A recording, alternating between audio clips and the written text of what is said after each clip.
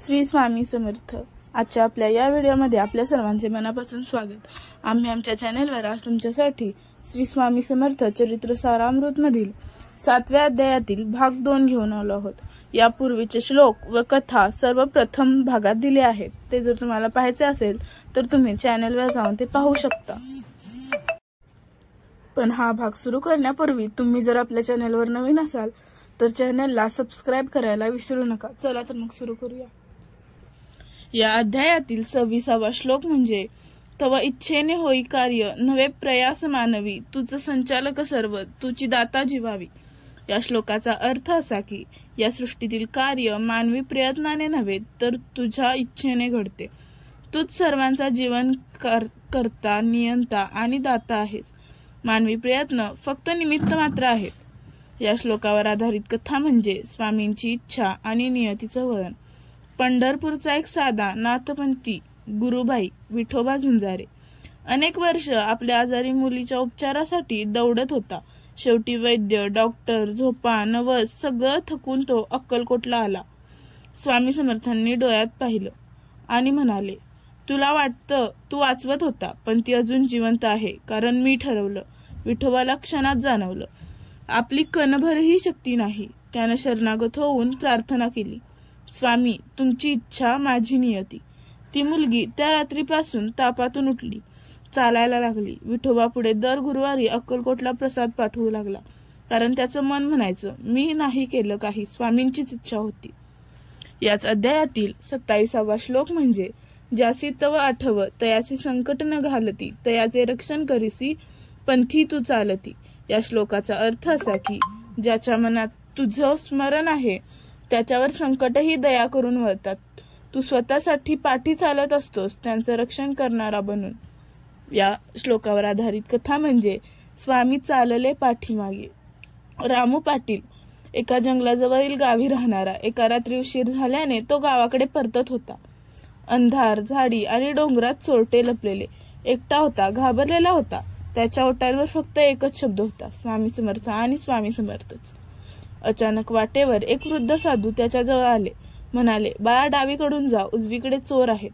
तो ऐकत पुढे गेला। सुरक्षित पोहोचल्यावर मागे वळून पाहिलं, कोणीच नव्हतं। दुसऱ्या दिवशी अक्कलकोटातून आलेल्या एका भिक्षूकडून त्याला समजलं, स्वामी रात्री तुला वाचवून गेले। रामू पाटलाने मग आजन्म न चुकता रोज फक्त एकच मंत्र घेतला, माझ्या मागे चालणारा देव म्हणजे माझे स्वामी।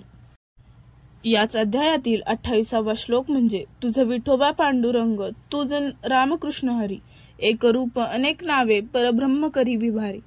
या श्लोकाचा अर्थ असा की स्वामी म्हणजेच विठोबा, श्रीराम, श्रीकृष्ण हरी सारे देवरूप एकच परब्रह्माच्या विविध नावांनी प्रकट झाले आहेत।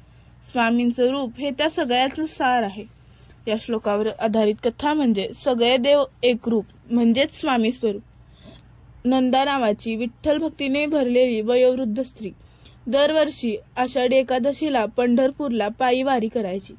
एक वर्ष ती फार आजारी होती, तरीही ती म्हणाली, विठोबा मला अक्कलकोटात भेटेल। सर्वांनी चकित होऊन तिला अक्कलकोटला नेलं। स्वामी तिच्याकडे पाहून म्हणाले, काय नंदाबाई, तुमचं वारीचं व्रत मोडलं नाही, मीच विठोबा तुमच्या दारी आलो। त्यावेळी सर्व भक्तांनी पाहिलं, स्वामींच्या मुखावर क्षणभर विठोबा माऊलीचं रूप दृष्टीस पडलं। डोळ्यातून अश्रू आले आणि मन ओवाळून गेलं। नंदाबाई शेवटपर्यंत म्हणत, माझा विठोबा आता माझ्या स्वामी रूपात आहे। याच अध्यायातील 29वा श्लोक म्हणजे तुझी सेवा करावी तयातीच सुख माझे नको देही वैभव नको परलौकिक साजे। या श्लोकाचा अर्थ असा की स्वामी मला संसारिक संपत्ती नको पारलौकिक चमत्कार किंवा स्वर्गीय गोष्टी, मला फक्त तुमची सेवा मिळावी, त्यातच माझं परम सुख आहे। या श्लोकावर आधारित कथा म्हणजे सेवेत समाधान। शिवाजी सावंत एक नामांकित वकील, यशस्वी, श्रीमंत पण अस्वस्थ अक्कलकोटात आले। स्वामी म्हणाले, धन तुला समाधान देतं का? तेव्हा त्यांनी फक्त मान हलवली। स्वामींनी सांगितलं, आमच्या मठात रोज दात घातण्यासाठी पाण्याचा कुंभ भर, 1 महिना फक्त। ते मोठ्याने पदावरचे माणूस पण झुकले, दररोज पहाटे कुंभ भरू लागले। पहिल्या आठवड्यात संकोच, दुसऱ्या आठवड्यात शांतता आणि तिसऱ्या आठवड्यात आनंद। शेवटी त्यांनी वकिली सोडली आणि अक्कलकोटात मोफत कायदेशीर सल्ला देणं सुरू केलं। केंद्राचं नाव होतं स्वामी सेवा केंद्र। ते म्हणाले, स्वामींची सेवा म्हणजेच खरं वैभव. याच अध्यायातील 30वा श्लोक म्हणजे अनुग्रहे तव मुक्ती तव कृपे मोक्ष प्राप्ती तुझ विना सर्व व्यर्थ नाही गती कुणालाही. या श्लोकाचा अर्थ असा की स्वामींच्या कृपेने मुक्ती मिळते. त्यांच्या अनुग्रहाशिवाय मोक्ष, सुख, शांती किंवा गती नाही. त्यांच्याशिवाय सर्व व्यर्थ आहे. या श्लोकावर आधारित कथा म्हणजे स्वामींविना गती नाही. तामस गुंड्याचे बाबूराव देशमुख आयुष्यभर पुण्य, दान, यज्ञ, गंगास्नान, व्रतवैकल्य करत होते. पण मनात प्रश्न होता, मोक्ष खरोखरच असतो का? शेवटी अक्कलकोटला आले. स्वामी त्यांना पाहून म्हणाले, मोक्ष शोधतोस? तुझं वाटेत दुसरी वाट असेल? ते थक्क झाले. काही दिवस त्यांनी फक्त स्वामींच्या चरणांवर ध्यान केलं. एक रात्री स्वप्नात एक तेजोमय रूप त्यांना म्हणालं, स्वामींच्या कृपेने जिथे तू आहेस तिथेच मोक्ष आहे. त्यांनी त्यानंतर सर्व पूजा विधी थांबवून फक्त स्वामी सेवा हाच धर्म मानला. मृत्यूपूर्वी त्यांचं शेवटचं वाक्य होतं, स्वामी आहेत म्हणजे मी सर्वसंपन्न आहे. याच अध्यायातील 31वा श्लोक म्हणजे कृष्ण राम अयोध्ये देव वंदितास्थळी देवता ऋषी तपस्वी सर्व तुझ प्रार्थना करी. या श्लोकाचा अर्थ असा की ज्या स्थळी श्री कृष्ण, राम आणि अयोध्ये देवतांना वंदन केले जाते त्या स्थळी सर्व देवता, ऋषी, तपस्वी आणि ज्ञान प्रकाशक व्यक्ती तुझी प्रार्थना करतात. तुझ्याशी तुलना होणारा दुसरा कोणीच नाही. या श्लोकावर आधारित कथा म्हणजे ऋषी आणि तपस्वींचं भव्य स्तवन. कुरुक्षेत्राच्या कुंडल्यात एक योगी तपस्वी महत्वाच्या यज्ञासाठी आले होते. त्यांनी एक चमत्कार पाहिला. त्याला एक साध्या तपस्वीला जेव्हा भक्तांनी भेट दिली त्याच्यापासून आलेली शक्ती महाकाय आकाशातील सर्व देवतांनाही शरण आणत होती. स्वामींच्या महिमाबाबत त्या तपस्वींच्या ओठांवर बोलला, तुझ्या चरणातील दिव्यतेला ही देवता धारण करू शकतात. ते तपस्वी त्या दिवशी म्हणाले, स्वामींच्या पायाशीच परम चैतन्य आहे. मी पंढरपूरमध्ये असतो, तिथे मी एकच थांबतो. याच अध्यायातील 32वा श्लोक म्हणजे संत ज्ञानेश्वरी सोडले मागे चालती रात्रे निवृत्तीनाथ गुरु तसे एक वास एक भक्ती रे. या श्लोकाचा अर्थ असा की संत ज्ञानेश्वरी सोडून जात असताना रात्रभर ते स्वामींच्या चरणांमध्ये आत्मसमर्पण करीत होते. त्यांची भक्ती, त्यांचे स्थान आणि गुरु निवृत्तीनाथांप्रमाणे एक होतात. याच श्लोकावर आधारित कथा म्हणजे ज्ञानेश्वरी व स्वामींचा एकच ठाव. ज्ञानेश्वर महाराज आणि स्वामी समर्थ यांचे साक्षात्कार प्रवासाची कथा. ज्ञानेश्वरी सोडून जात असताना एक भक्तिपंथ अनंत समर्पण हाच मार्ग ठरवला. स्वामींच्या पावलात गमावलेलं एक अर्थ समजून ज्ञानेश्वर महाराज स्वामींच्या चरणी रुजू होऊ लागले. आहेत एकच ठाव. या ठावाबद्दल स्वामी समर्थ म्हणाले, तुझ्या हृदयात ज्ञानेश्वरी आणि माझं नाव आहे. ज्ञानेश्वरीला भेटून त्यांनी सामर्थ्य मिळवले आणि भक्तिरूपी आनंदात प्रवास सुरू केला. याच अध्यायातील 33वा श्लोक म्हणजे नाही मला संसार नको त्या परलोक मात्र तुझ्या कृपेची आहे अमृत प्रदर्शक. या श्लोकाचा अर्थ असा की माझ्या कर्तव्यांचा आणि संसाराचा काहीही संबंध नाही, परंतु तुझ्या कृपेनेच मी अमृत प्रदर्शक मार्गावर वाटचाल करतो. या श्लोकावर आधारित कथा म्हणजे स्वामींच्या कृपेने अमृत प्राप्ती. दत्तात्रेय गडकरी एक उपेक्षित साधक जीवनातील कष्ट आणि दुःखांपासून लढत असताना त्याच्याच अंतःकरणात एक प्रश्न असायचा, स्वामींच्या कृपेचा दररोज अनुभव घेतल्याशिवाय मी कसा सुखी होईन. स्वामींनी त्याला एके दिवशी सांगितलं, तुला संसाराची लाज नको, तुला अमृत प्राप्ती ती कृपेने मिळवावी लागेल. दत्तात्रेय गडकरी एक महान स्वप्न दिसलं. त्याच्या समोर एक दिव्य फुलांचा सागर उभा राहिला आणि त्या फुलांच्या आठवणींनी त्यांचं जीवन सजलं. याच अध्यायातील 34वा श्लोक म्हणजे सपत्न्य सोयरीक व प्रियजन सर्वजन तुझं वरसे प्रचंड प्रेम भक्तिरूपी चरण.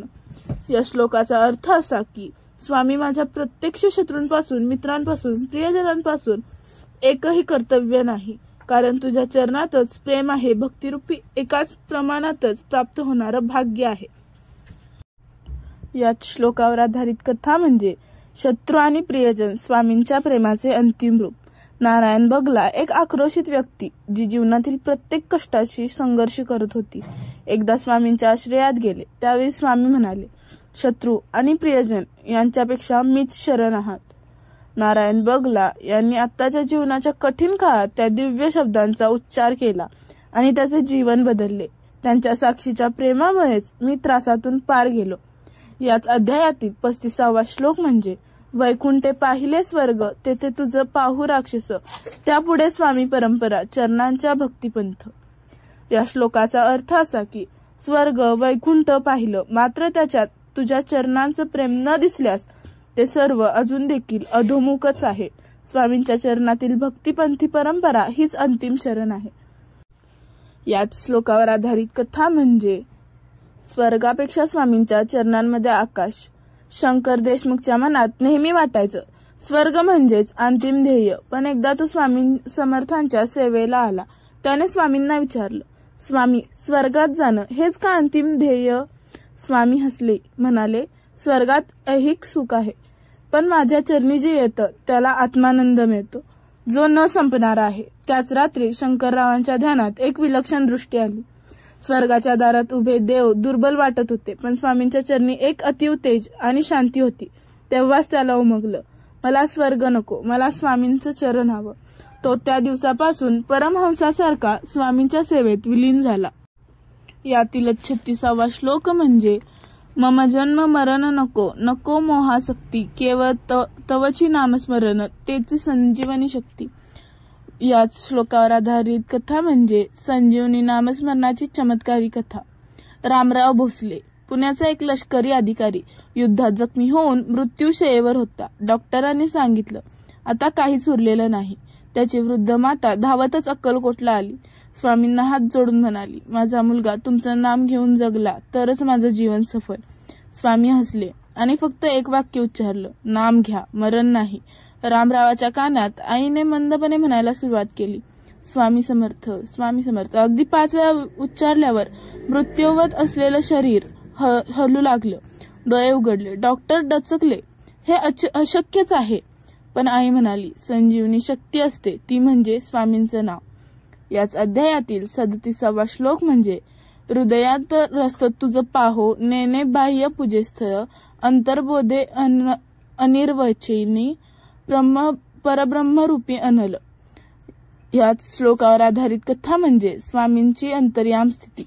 विठोबा देशपांडे, रोज आरती, फुले, धूप यांमध्ये गुंतलेला भक्त, पण तरीही त्याच्या मनात शांती नसे. एकदा अक्कलकोटला आला आणि स्वामींना म्हणाला, मी सर्व पूजा करतो तरी अंतःकरण शुद्ध आणि शांत होतच नाही. स्वामी डोळे मिटून म्हणाले, बाह्य पूजेत मी नाही, मला अंतर्बोधातून शोध. त्या रात्री विठोबाला ध्यानात एक तेजस्वी दिवा दिसला. स्वतःच्या अंतर्मनात स्वामी त्यात बसले होते आणि हसत होते. तेव्हापासून बाह्य पूजा थांबवली, फक्त अंतर्ध्यान आणि म्हणत राहिला, स्वामी माझ्या अंतःकरणातच आहेत. याच अध्यायातील 38वा श्लोक म्हणजे एकची तू स्वामी, एकची तू सखा, जीवन मरणाचा तूच साक्ष, तूची माझा देखाना दृष्टा. याच श्लोकावर आधारित कथा म्हणजे स्वामी, सखा, साक्षी आणि सद्गुरू. भिकाजी नामदेव जीवनभर एकटा, नातेवाईक, मित्र कोणीच नव्हते. एक दिवस तो चोरट्या विचाराने आत्महत्या करायला निघाला, पण स्वामींचं नाव ऐकून त्यांच्या समाधीपाशी बसला. स्वामींच्या मूर्तीपुढे त्याने हंबरडा फोडला, माझं काहीच उरलं नाही, आता कोण आहे माझा? तेवढ्यात मंदिरातील पुजाऱ्याच्या तोंडून आले, एकची तू सखा, एकची तू साक्षी. भिकाजी थांबला आणि हळूहळू त्या शब्दांनी त्याच्या हृदयात पालट घडवला. आज भिकाजी नावाने अक्कलकोटात सेवाभावी काम करणारा एक संस्था चालक आहे. याच अध्यायातील 39वा श्लोक म्हणजे कधी एकाएकी ब्रह्मानं आलय तयाची ठेविल परान, स्वामी भेटले तयासी कृष्ण प्रकट रूपे. या श्लोकाचा अर्थ असा की एका निराश हतबल ब्राह्मणाने जीवन त्यागण्याचा निर्णय घेतलेला असतो, पण त्या अतीव दुःखातही तो अंतःकरणातून स्वामींचे स्मरण करतो. तेव्हा स्वामी क्षणात त्याच्या पुढे प्रकट होतात आणि त्याचा जीव वाचवतात. भक्ताच्या अर्थहाकेला स्वामी क्षणोक्षणी प्रतिसाद देतात. याच श्लोकावर आधारित विस्तारित कथा म्हणजे एका वडिलोपार्जित पुरोहित कुळाचा जन्मलेला रामकृष्ण नावाचा ब्राह्मण सत्प्रवृत्तीचा होता, पण कर्माच्या फेऱ्यात त्याचं घरदार उद्ध्वस्त झालं. पत्नी मरण पावली, पोटासाठी 4 घास मिळणार. गावच्यांनी उपहास केला. शेवटी तो जंगलात गेला आणि विष प्यायचं ठरवलं.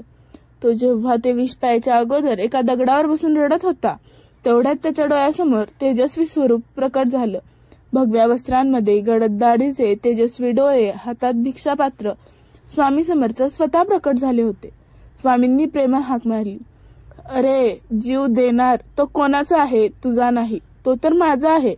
मग माझ्या परवानगीशिवाय तू त्याला का सोडतोस? ब्राह्मण गडबडून गेला. त्याने स्वामींच्या चरणांवर डोकं ठेवलं आणि भरभरून रडला.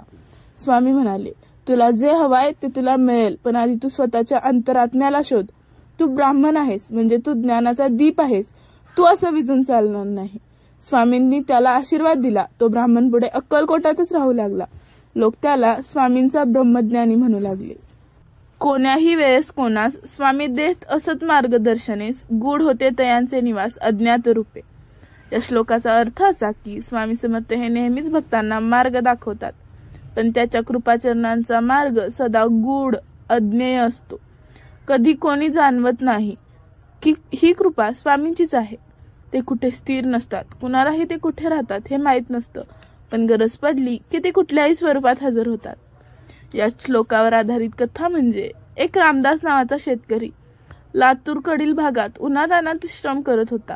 पाण्याची टंचाई, पीक नाही, घरात रेशन नाही. तो रात्री रडत बसला. त्या रात्री त्याच्या दारात एक फाटक्या वस्त्रातील फकीर आला. म्हणाला, बाळा, जिथे मन शुद्ध होते तिथे अन्नदान मिळतंच. हे घे, ही बियाणं पेर. रामदासाने बियाणं घेतलं. त्या माणसाला पाणी दिलं. दुसऱ्या दिवशी त्याचं शेत पेरलं गेलं आणि 3 महिन्यात पीक भरभरून आलं. तो फकीर पुन्हा दिसलाच नाही. पुढे रामदास अक्कलकोटला गेला आणि दरबारात बसलेले स्वामी पाहताच तो थरथरला. तोच चेहरा, तेच डोळे आणि तेच तेज होते तिथे. याच अध्यायातील 41वा श्लोक म्हणजे कधी कोणाला फकीर रूप, कधी कोणाला ब्राह्मण स्वरूप, कधी कोणाला योगी रूप भेटत असे. या श्लोकाचा अर्थ असा की स्वामी समर्थ हे भक्तांच्या श्रद्धेनुसार वेगवेगळ्या रूपात भेटतात. कोणाला फकीर, कोणाला ब्राह्मण, तर कोणाला तपस्वी योगी. त्यांचं प्रत्येक प्रकट रूप त्या भक्ताच्या अंतरंगावरच अवलंबून असतं. या श्लोकावर आधारित कथा म्हणजे शंकर नावाच्या एका वारकऱ्याला पंढरपूरच्या वारीमध्ये स्वामींचं दर्शन घ्यायचं होतं, पण पैसे नव्हते. उपवास करत चालत चालत तो वारीला गेला होता. सोलापूरच्या टोकावर तो कोसळला. तेव्हा एक गृहस्थ त्याला म्हणाला, विठोबा, तुला पाहायचं असेल तर आधी तुझ्यात असलेली श्रद्धा शुद्ध कर. त्या गृहस्थाने त्याला भाकरी दिली आणि ताक दिलं, मार्गदर्शन केलं. पंढरपूरला पोहोचल्यावर तो अक्कलकोटला गेला आणि पाहतो तर ते गृहस्थ म्हणजेच स्वामी. त्यांच्या पायाशी तो लगेच कोसळला. याच अध्यायातील 42वा श्लोक म्हणजे कधी कोणी स्वामी म्हणे, मजला पाहण्या कोण येई, म्हणे कोणता प्रकट होई अति वेगळा. या श्लोकाचा अर्थ असा की कधी स्वतः स्वामी विचारतात, कोण आहे रे जो मला पाहायला येतोय, आणि कधी ते अनोख्या अपरिचित स्वरूपात प्रकट होतात. त्यांचा प्रत्येक आविष्कार वेगळा, अनपेक्षित आणि भक्ताला अंतर्बोध देणारा असतो. याच श्लोकावर आधारित कथा म्हणजे एक नामदेव नावाच्या गृहस्थाने अक्कलकोटला जायचं ठरवलं. त्यांचं मन गर्वाने भरलेलं होतं, पण मी स्वामींचा मोठा भक्त, मला त्यांचा आशीर्वाद मिळणारच. स्वामींच्या दरबारात पोहोचल्यानंतर 2 दिवस झाले तरी दर्शन झालं नाही.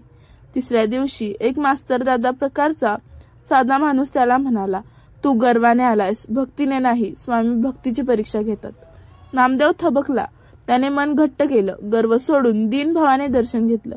आश्चर्य म्हणजे त्या मास्तरदादाचं रूप नंतर दरबारात बसलेल्या स्वामींमध्येच त्याला दिसलं. याच अध्यायातील 43वा श्लोक म्हणजे एक संत आला तयासी, स्वामी भेटले तयाचीसी, कथन केले तयासी निज तत्व. या श्लोकाचा अर्थ असा की एक खरे संत स्वामींच्या भेटीस आले आणि तेव्हा स्वामींनी त्यांना स्वतःच निजतत्व म्हणजेच त्यांच्या अद्वैत स्वरूपाचं, सर्व व्यापक चैतन्याचं अत्यंत रहस्यपूर्ण व तत्वज्ञानपूर्ण कथन केलं.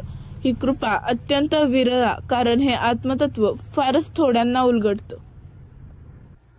याच श्लोकावर आधारित कथा म्हणजे पंढरपूरच्या भागातून नामानंद स्वामी नावाचे एक सिद्ध संत अक्कलकोटला आले. त्यांचं तपश्चर्येचं जीवन होतं, परंतु त्यांना अद्वैताचं पूर्ण ज्ञान हवं होतं. आत्मा म्हणजे काय, ब्रह्म साक्षात्कार म्हणजे काय, हे त्यांना जाणून घ्यायचं होतं. स्वामी समर्थ दरबारात त्यांना पाहताच हसले आणि म्हणाले, बाबा, ज्या ज्ञानासाठी तू इतका तप केलास ते तर माझं मी पण जाणणं आहे. मी कोण याचं उत्तर मिळालं की ब्रह्म तुझ्यातच प्रकट होतो. तेव्हापासून त्या संतांनी शरीर, अहंकार याचं भान सोडलं आणि कायम स्वामींना गुरु मानून स्वरूपानंद या नावाने अक्कलकोटातच राहू लागले. ते म्हणायचे, स्वामींनी मला माझं मी दाखवलं. याच अध्यायातील 44वा श्लोक म्हणजे नाना प्रकारे भक्तांची दर्शन देई स्वामी, तयासी सांगे निज तत्वासी परमानंदे. या श्लोकाचा अर्थ असा की स्वामी समर्थ भक्तांना त्यांच्या श्रद्धेनुसार वेगवेगळ्या रूपात दर्शन देतात. प्रत्येकाच्या अंतःकरणात त्यांना योग्य तेवढं दर्शन दिलं. पण जे त्यांच्या अत्यंत जवळचे प्रामाणिक भक्त होते त्यांना ते निजतत्वाचं म्हणजे आपल्या परब्रह्माचं स्वरूपाचं ज्ञानही देतात.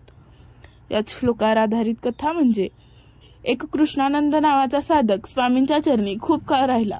त्याने काहीच मागितलं नाही, ना धन, ना आरोग्य, ना सुख, फक्त एकच मागणं, स्वामी मला केवळ तुमचं तत्वज्ञान जाणायचं आहे. स्वामी त्याच्यावर प्रसन्न झाले. एक दिवस संध्याकाळी ते म्हणाले, डोळे मिटून बस आणि 8 डोकाव. कृष्णानंद समाधीत गेला आणि अनुभवलं सर्वत्र एकाच तेजाचं अस्तित्व, जे शब्दात मांडता येत नाही. डोळे उघडल्यावर फक्त एक शब्द त्यांच्या तोंडून निघाला, स्वामी म्हणजे ब्रह्मस्वरूप. याच अध्यायातील 45वा श्लोक म्हणजे आले कोणही स्वामींकडे न वळविता ते तयांस उघडे, देतात यशशक्ती साडे भक्त विपुरतक. या श्लोकाचा अर्थ असा की कोणीही भक्त गरीब असो वा श्रीमंत स्वामी समर्थांच्या चरणी आलं की ते त्याला रिकाम्या हाताने परत पाठवत नाहीत.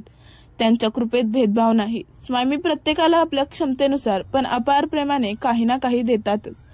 ते असो मार्गदर्शन, रक्षण किंवा प्रत्यक्ष कृपा. या श्लोकावर आधारित कथा म्हणजे एक लंगडा गरीब माणूस बंडोपंत स्वामींच्या दर्शनासाठी पायी चालत अक्कलकोटला आला. त्याचं जीवन दुःखांनी भरलेलं. कोणी ऐकत नव्हतं त्याचं. दरबारात आल्यावर स्वामींनी विचारलं, बंडोपंत, कोण म्हणतं की तू एकटा आहेस? मी तुझ्याबरोबरच आहे ना. त्यांना स्पर्श करताच बंडोपंतचा पाय थोडा सरळ झाला, पण महत्वाचं म्हणजे त्याचं मन सरळ झालं. माझं दुःख संपलं कारण त्यांनी मला ऐकलं. याच अध्यायातील 46वा श्लोक म्हणजे स्वामी समर्थ सर्वज्ञ जाणती अंतरंगाची आग, कोणते दुःख कोणते भोग कोणती विघ्ने. या श्लोकाचा अर्थ असा की स्वामी समर्थ सर्वज्ञ आहेत. ते आपल्या भक्तांच्या अंतःकरणातली कुठलीही गोष्ट जाणतात.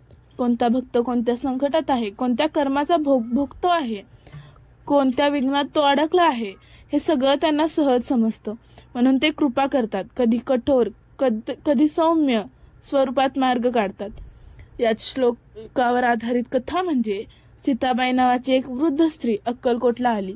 ती म्हणाली, स्वामी माझा मुलगा दारू पितो, मारतो, मी खूप त्रासली आहे त्याला. स्वामी डोळे मिटून बसले आणि म्हणाले, तू गेल्या जन्मी एका साधूचा अपमान केला होतास म्हणून हा भोग आहे, पण आता तुझं शरणागतीनं जीवन बदलू शकतं. सीताबाईने अखंड नामजप सुरू केला. काही महिन्यात तिचा मुलगा बदलला. त्याने दारू सोडली, सेवा करायला लागला. ती रोज म्हणायची, स्वामी फक्त माझ्या बोलण्यावर नाही, माझ्या आत्म्याच्या वेदनेवर कृपा केली आहे. याच अध्यायातील 47वा श्लोक म्हणजे कोणत्याही धर्माचा असो, कोणत्याही जातीचा असो, स्वामी तयासी घेती विसो कृपाशील. या श्लोकाचा अर्थ असा की स्वामी समर्थ हे धर्म, जात, वर्ग यावर श्रद्धा ठेवत नाहीत. त्यांच्यासाठी फक्त भक्ती महत्वाची आहे. कोणत्याही धर्माचा, कोणत्याही जातीचा, कोणत्याही देशाचा माणूस त्यांच्या चरणी आला की ते त्याला आपुलकीने स्वीकारतात, त्याला विसरत नाहीत. या श्लोकावर आधारित कथा म्हणजे अब्दुल्ला नावाचा एक मुसलमान फकीर स्वामींच्या बदनामी विरुद्ध बोलायचा. पण एक दिवस त्याला आजार झाला. कोणीच मदत करत नव्हतं. एका स्वामी भक्ताने त्याला स्वामींच्या दरबारात नेलं. स्वामींनी त्याच्याकडे पाहिलं आणि म्हटलं, बोल अब्दुल, आता काय म्हणतोस? अब्दुल रडत म्हणाला, तुम्हीच अल्लाचं रूप आहात. माझा गर्व मोडला. तो पुढे स्वामींचा भक्त झाला आणि रोज अत्तर लावून स्वामींच्या मूर्तीला अर्पण करू लागला. याच अध्यायातील 48वा श्लोक म्हणजे जासी जो अभिप्राय स्वामी देतीत तयासी उपाय, विघ्ने दूर करी आयुष्यात कृपा कटाक्षे. या श्लोकाचा अर्थ असा की कोणताही भक्त कोणत्याही उद्देशाने स्वामींकडे आला तरी ते त्याच्या मनातला अभिप्राय जाणून त्याला योग्य मार्ग, योग्य उपाय देतातच. भक्तांचे विघ्न दूर करून त्यांच्या आयुष्याला नवसंजीवनी देतात. याच श्लोकावर आधारित कथा म्हणजे एक व्यापारी महादेव भट्ट वारंवार व्यवसायात अपयशी होता. त्याने बऱ्याच गुरूंचे पाय धरले पण फायदा झाला नाही. अखेर अक्कलकोटला आला. स्वामींनी त्याला पाहताच विचारलं, महादेव, तू अपयशाला टाळतोस पण कारण शोधत नाहीस. स्वामींनी त्याला एक लाकडी तक्ता दिला आणि सांगितलं, यावर बसून व्यवहार कर. त्या तक्त्यावर बसून व्यवसाय करताच त्याचं नशीब पालटलं. तो म्हणायचं, या तक्त्यावर फक्त लाकूड नाही तर स्वामींची कृपा होती. याच अध्यायातील 49वा श्लोक म्हणजे कधी कोणाला अंधळा भेटे तयासी नेत्र प्रकाश देतो ठेव, कधी कोणी मुका बोले तयासी बोलविती. या श्लोकाचा अर्थ असा की स्वामी समर्थांचे चमत्कार केवळ मानसिक नाहीत, ते प्रत्यक्ष शारीरिकही असतात. कधी एखादा अंध व्यक्ती त्यांच्याकडे आला तर ते त्याला दृष्टी देतात, कधी मुक्या माणसाच्या तोंडातून बोल घडवतात. हे काही केवळ गोष्टी नाहीत, याची साक्ष अनेकांनी घेतली आहे. याच श्लोकावर आधारित कथा म्हणजे सांगलीहून आलेला नारायण नावाचा अंध मुलगा स्वामींच्या दरबारात उभा होता. त्याच्या आईने विनवणी केली. स्वामी म्हणाले, हात जोड आणि राम म्हण. मुलगाचं बोलणं पहिल्यांदाच निघालं. त्याने हळूच म्हणलं, राम. डोळ्यातून पाणी आलं आणि 2 दिवसात त्याच्या डोळ्यांनी प्रकाश बघायला सुरुवात केली. आई ओरडली, स्वामी तुम्ही तर देवच. याच अध्यायातील 50वा श्लोक म्हणजे नाही काही अशक्य तयासी, तयांचे रूप न मापे कोणासी, सर्व विश्वव्यापी स्वामी समर्थ. या श्लोकाचा अर्थ असा की स्वामी समर्थांसाठी काहीच अशक्य नाही. त्यांचे स्वरूप हे अगम्य अपरंपार आहे. कोणी त्याला पूर्णतः समजू शकत नाही. ते सर्व विश्वात व्यापलेले आहेत, ते सर्वज्ञ आहेत आणि तरीही भक्ताच्या मनात ठामपणे विराजमान होतात. याच श्लोकावर आधारित कथा म्हणजे एक वेळ अशी होती की अक्कलकोटमध्ये दुष्काळ होता. लोक हवालदिल झाले. स्वामींनी म्हणलं, मी आहे ना, माझ्या आकाशात पहा. ते म्हणताच ढग दाटून आले. मुसळधार पाऊस झाला. लोक उभे राहून भिजत म्हणत होते, हे केवळ देवच करू शकतो. स्वामी हसले आणि त्यांच्या डोळ्यातून अनंत विश्वाचं प्रतिबिंब उमटलं. याच अध्यायातील 51वा श्लोक म्हणजे ज्ञान वैराग्य भक्ती रूपे त्रिविधी जडते जान आप. या श्लोकावर आधारित कथा म्हणजे अक्कलकोटात एक धनिक गृहस्थ दरवर्षी मोठ्या थाटामाटात स्वामींची यात्रा करत असे. हजारो भजन मंडळ, सुवासिक प्रसाद आणि तंबूंचा सडा असायचा. परंतु त्याच्या अंतःकरणात अहंकार, खोट, भक्तीपण, संसाराची आसक्ती खोलवर रुजली होती. एक दिवस तो स्वामींना म्हणाला, स्वामी मी इतकी सेवा करतो तरीही मला आत्मिक शांती मिळत नाही. मला सतत भीती वाटते, काहीतरी कमी आहे. स्वामी क्षणभर डोळे मिटून गूढ हसले आणि म्हणाले, तुझ्या ठिकाणी भजन आहे पण भक्ती नाही. तुझ्याकडे पैसे आहेत पण वैराग्य नाही. तुला पोथीपाठ आहे पण ज्ञान नाही. गृहस्थ हादरला. त्याला हे कुठेच, कधीच आणि कोणीच सांगितलं नव्हतं. त्याच दिवशी एका कोपऱ्यात बसलेल्या एका साध माळकरी वृद्ध भक्ताकडे स्वामी इशारा करत म्हणाले, पाहिलंस का, हाच खरा माझा भक्त. याच्याकडे 3ही रत्न आहेत, ज्ञान, वैराग्य आणि भक्ती. म्हणून याच्या पायाला माझं हृदय लावलेलं आहे. त्या साधूने आयुष्यभर स्वतःला स्वामींच्या पुढे समर्पित केलं होतं. तो म्हणायचा, स्वामी मला पाहत असतात, हेच माझं जगणं. याच अध्यायातील 52वा श्लोक म्हणजे जाणी जे आत्मरामदशा तेथे नसे काही अभिलाषा. या श्लोकाचा अर्थ असा की जेव्हा कोणी आत्मरामदशा म्हणजेच आत्मस्वरूपात स्थित होतो तेव्हा त्याच्याकडे कोणतीही इच्छा, अपेक्षा वा अभिलाषा शिल्लक राहत नाही. तो पूर्णपणे आत्मानंदात रमलेला असतो. बाह्य गोष्टींची त्याला गरज उरत नाही. याच श्लोकावर आधारित कथा म्हणजे स्वामींच्या सेवेत एक ब्रह्मचारी राहत होता. त्याचं नाव होतं नामदेव. स्वामींच्या आज्ञेवर त्याने संसार त्यागून फक्त ध्यानात आयुष्य घालवण्याचा निश्चय केला. कित्येक वर्ष तो जंगलात राहिला. उपवास, जप, ध्यान यात मन लावून बसला, पण त्याचं मन कधीही शांत होत नव्हतं. एकदा स्वामी त्याला स्वप्नात भेटले. म्हणाले, तू फक्त बाह्य तप करत आहेस पण तू अजून स्वतःच्या मीपणाला धरून आहेस. आत्मरामदशा ही मिळते जेव्हा मी ही भावना विसरते. झोपेतून जागा होताच नामदेव मनोमनी समर्पण करतो, हे स्वामी आता मला काहीच नको, तुम्हीच सर्वस्व.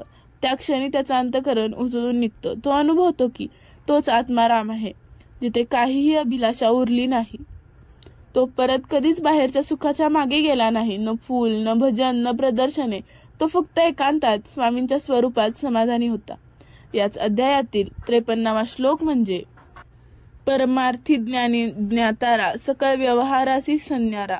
या श्लोकाचा अर्थ असा की जो खरा परमार्थी आहे, ज्याने आत्मज्ञान प्राप्त केलं आहे, जो ज्ञाता झालेला आहे, असा पुरुष सर्व संसारिक व्यवहारांपासून निवृत्त होतो. त्याचं मन व्यवहारात नसतं, तर तो फक्त आपल्या आत्मस्वरूप ब्रह्ममानात असतो. या श्लोकावर आधारित कथा म्हणजे एकदा अक्कलकोटात एक किरकोळ दुकानदार स्वामींना भेटायला आला. त्याचं आयुष्य भाजी विकण्यात गेलं. तो म्हणाला, स्वामी, मी ना फार मोठा संत नाही ना, पण मला आतून ओढ लागलीये. मला ज्ञान हवाय, समाधान हवाय, पण माझं आयुष्याचं दुकान, माप, पैसे यातच गेलं.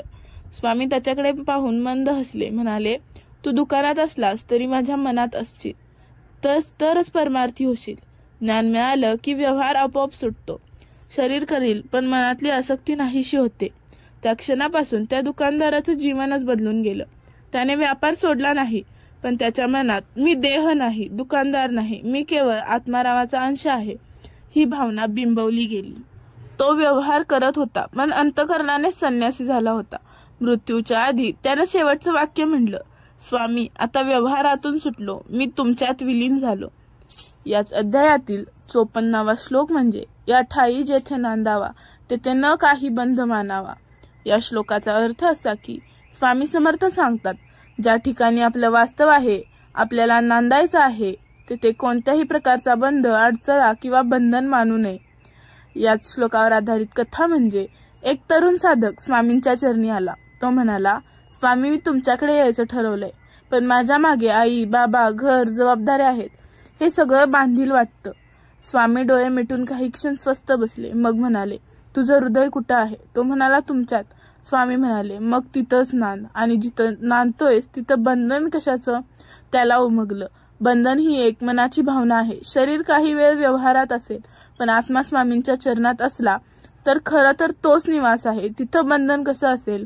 त्या तरुणाने स्वामींच्या आज्ञेने संसारातच राहून सेवाभाव ठेवला, पण त्याचं मन मात्र केवळ आत्मारामात नांदत राहिलं.